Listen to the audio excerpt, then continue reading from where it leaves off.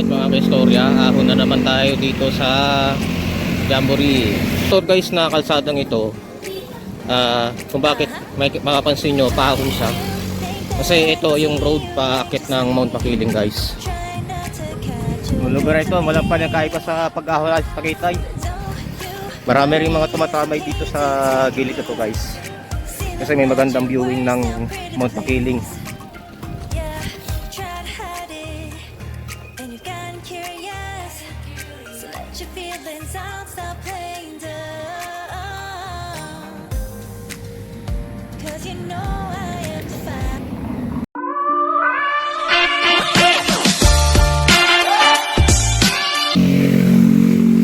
Alright mga kaistorya, ahon na naman tayo dito sa Jamboree. Kailan nating mag-ensayo para sa mga susunod natin mga ride, hindi tayo mahirapan. Ang munisipyo ng Los Baños. Yan, dito pa lang guys, unang ugat pa lang ay ahon na agad. Bureau of Fire Protection, Los Baños Fire Station.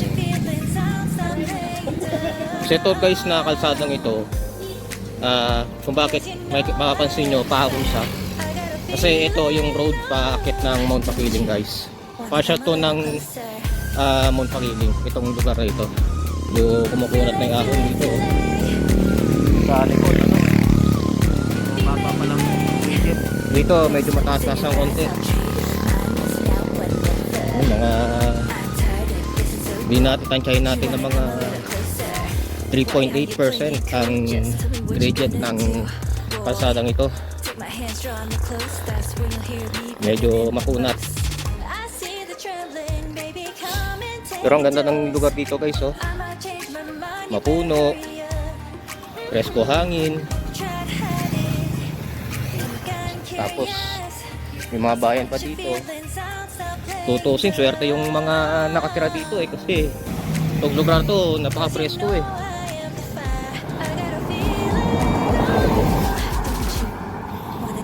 Yan. Picard DOST, isa sa mga asensya ng DOST guys, or Department of Science and Technology. Mount Makiling ST. Oh.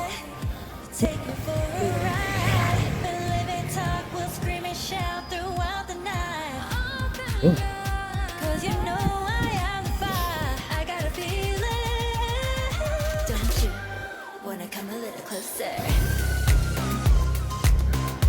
Takot na ang pangunat ng ako na. Ako.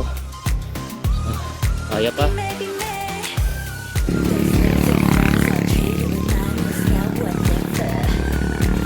Hindi na tayo sa medyo magubat na part. Okay, napakagandang bundok itong Mount Makiling guys. Kaya lang pag binike mo, reviso ka talaga. Pagod. Pero ang ganda ng paligid niya guys, oh. Napaka nature. Ganda ng paligid, ang presko sa pakiramdam. Nga lang habang nagbabike ka, pagod ka naman. Yung lugar ito, walang panangkay pa sa pag-ahon sa Tagaytay. Makunat din.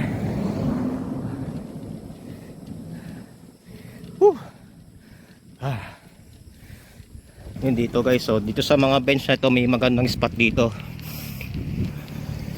Marami rin mga tumatamay dito sa gilid ito guys, kasi may magandang viewing ng Mount Makiling.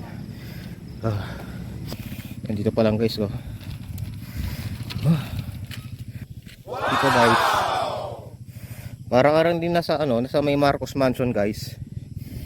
Pag umaga may mga dito, may mga nagpo-photography din dito sa gilid ito guys. Tapos may mga nagtitinda dito sa gilid. Then may mga tumatambay din. Yan. So ngayon kasi paggabi na, mostly kasi umaga lang talaga ang merong mga tumatambay dito. saka nagtitinda.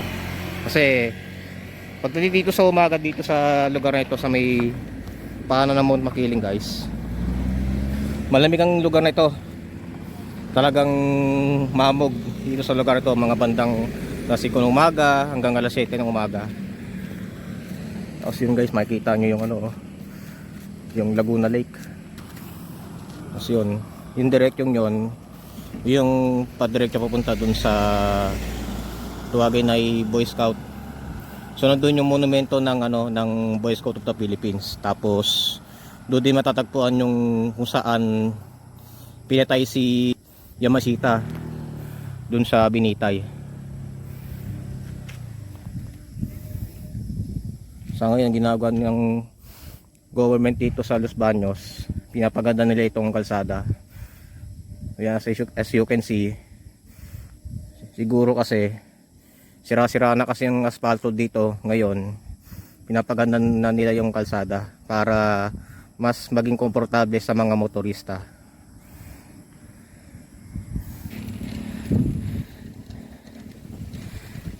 Ahon pa more. Grabe kunat ah.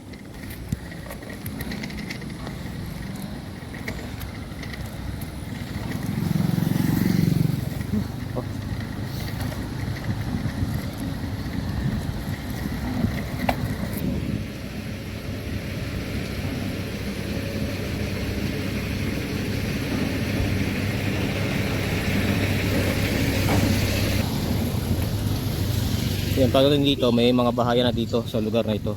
Ito yung umahon dun sa may kung tawagin na yung Magnetic Hill, yung lugar na yon. Ay pwede kayong mag-rest dito. Yan, kung may gusto kayong bilhin. Yan, may mga tinda dito guys.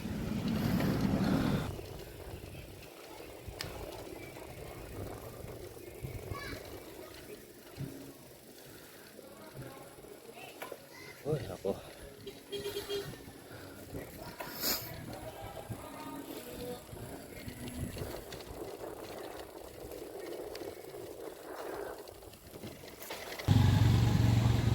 Ayan guys, dito na tayo.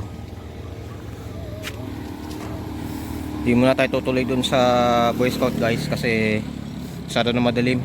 Papakita ko sa inyo kung gaano kaganda ang Mount Makiling.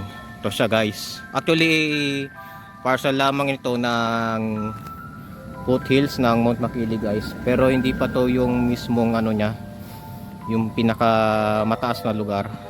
So ito ay paanan pa lamang. And dito sa lugar na to guys, dito sa paanan ng Mount Makiling guys, kahit paano mayroong mga residential din dito. And the good thing is yung mga nakatira dito guys, ututusin, meron kasi ditong silang kinukuha na tubig mula sa ilog ng Mount Makiling. So ang the good thing, pagka tumira ka dito guys,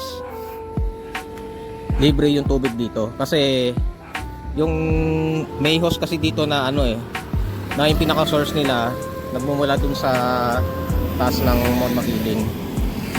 So napakalinis doon at yun ay isang mineral water. Ang plano talaga natin guys, diretso tayo doon sa palusong na yon. Actually hindi lang yung basa-basa palusong guys, meron pa doon tinatawag pa na siko na which is pinaka matarik yun.